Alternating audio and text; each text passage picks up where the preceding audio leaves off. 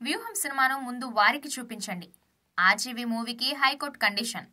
Telangana high court single bench ఇచ్చిన ఉత్తర్వులను సవాల్ చేస్తూ వ్యూహం చిత్ర యూనిట్ డివిజన్ బెంచ్లో అప్పీల్కు వెళ్లింది. దీంతో ఈ సినిమా విడుదలపై త్వరగా నిర్ణయం తీసుకోవాలని సింగిల్ బెంచ్ను ఆదేశించింది తెలంగాణ హైకోర్టు. సినిమాకు సంబంధించిన రికార్డ్స్ అన్నింటినీ సింగిల్ బెంచ్ ముందు ఉంచారు సెన్సార్ బోర్డు సభ్యులు. రామ్ గోపాల్ వర్మ తెరకెక్కిస్తున్న వ్యూహం సినిమాపై తెలంగాణ హైకోర్టు విచారణ చేపట్టింది. ఈ సినిమాపై అభ్యంతరాలు వ్యక్తం చేస్తూ TDP general secretary Nara Lokesh Telangana హైకోర్టులో పిటిషన్ దాఖలు చేశారు. ఈ పిటిషన్ని విచారించిన తెలంగాణ హైకోర్టు మొదట ఈ సినిమాపై ఈ నెల 11వ తేదీ వరకు స్టే విధించింది.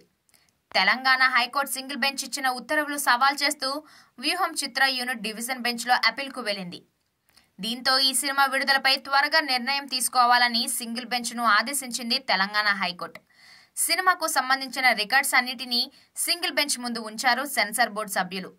అయితే వాదనలో భాగంగా సెన్సార్ బోర్డు రివ్యూ కమిటీ ముందు సినిమా ప్రదర్శించిన తర్వాత రివ్యూ కమిటీ ఇచ్చిన రిపోర్టును పరిగణలోకి తీసుకోకుండా సెన్సార్ బోర్డు చిత్రానికి సర్టిఫికెట్ జారీ చేయడాన్ని టీడీపీ తప్పుపడుతూ పిటిషన్ దాఖలు చేసింది. అయితే సెన్సార్ బోర్డు సభ్యులు మినహా ఈ చిత్రాన్ని మిగతా ఎవ్వరూ కూడా చూడలేదు. కాబట్టి ఒక కమిటీని ఏర్పాటు చేసేందుకు హైకోర్టు నిర్ణయించుకుంది.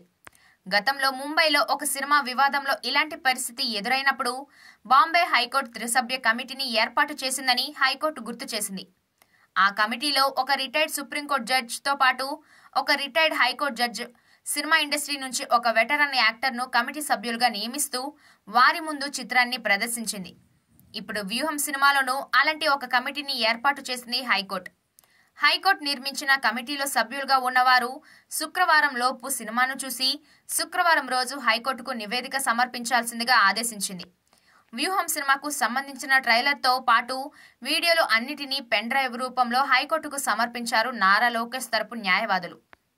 అయితే సినిమా విడుదల కాకుండా ఉంటే సినిమా కోసం పనిచేసిన యూనిట్ తీవ్రంగా నష్టపోతుందని సినిమా యూనిట్ తరపున న్యాయవాది సీనియర్ అడ్వకేట్ నిరంజన్ రెడ్డి వాదించారు. చాలా డబ్బు ఖర్చు పెట్టి సినిమాను తీశామని, చివరి నిమిషంలో హైకోర్టు తలుపు తట్టి సినిమాను ఆపే ప్రయత్నం చేస్తున్నారని, సంబంధం లేని వ్యక్తులు ఈ పిటిషన్ దాఖలు చేశారని నిరంజన్ రెడ్డి వాదించారు. కమిటీలో ఎవరెవరు ఉండాలనే పేర్లను పిటిషనర్, ప్రతివాదులు కలిసి నిర్ణయం తీసుకోవాలని హైకోర్టు సూచించింది.